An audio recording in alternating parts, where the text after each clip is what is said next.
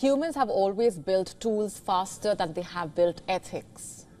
But when member states gather in November to debate UNESCO's proposed framework for neurotechnology, it will be marking a rather rare moment, an attempt to anticipate the consequences of a technology before it fully takes hold. It was a watershed moment. In March 2024, 29-year-old Noland Arbo live-streamed a video of how he plays chess on the computer using his brain to move the cursor. He then proceeds to move the cursor on the screen just by thinking about taking it there. Imagine that. Just 3 months before the video aired, he had undergone a surgery in which a brain-computer interface, also known as BCI, had been implanted in his brain. He became the first human recipient of a BCI chip, famously made by Elon Musk's biotech startup, Neuralink. And in the video, when the Neuralink representative asks for the music to be turned down, he obliges. To say that the Neuralink chip has changed his life is an understatement, of course. It has allowed him to play games, use the internet, and just connect with the outside world. He has also become an unwitting celebrity with appearances on talk shows and the subject of intense media attention. And his experience also triggers fundamental questions that neuroscientists have been asking for decades now. So what else can that chip read? What do we know? When technology can access our thoughts, reveal behavioral traits, augment or even incapacitate cognitive abilities, then what ramifications does that have beyond medicine? And what happens if that technology is then used to control or even manipulate or alter? BCIs simply connect to the brain either through a wearable device like a cap or by being surgically attached to the brain tissue. And the closer to the brain that the chip is, the more accurately it can read those signals.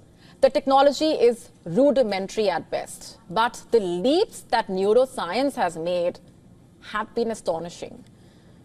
12 people now have Neuralink's chips implanted in their brains, and there is a slew of startups around the world producing BCIs. China, late to the game, has already caught up. Chinese scientists have produced a device that decodes the brain's electrical impulses into simple commands using a large language model. In the year 2021, Chile made an extraordinary move to protect neuro rights. It amended its constitution to safeguard cerebral activity and the data derived from it, granting them equal status to personal organs and prohibiting their sale or manipulation. And the same year, UNESCO's International Bioethics Committee published a report about technology-enabled threats to cerebral integrity and personal identity. And in the year 2023, during the 42nd session of the UN body's General Conference, member states unanimously decided to prepare a global standard-setting instrument on the ethics of neurotechnology. The preliminary report and the draft recommendations will be presented for adoption in November 2025. From Orwell's Thought Police in 1984 to Black Mirror's memory playback dystopias, science fiction has long been predicting the advent of dark scenarios created by technology. But what if thoughts can be implanted into people's minds? Who does the data from someone's mind belong to, and how can it be used? If soldiers can be trained to suppress fear, for example, what would that mean for war?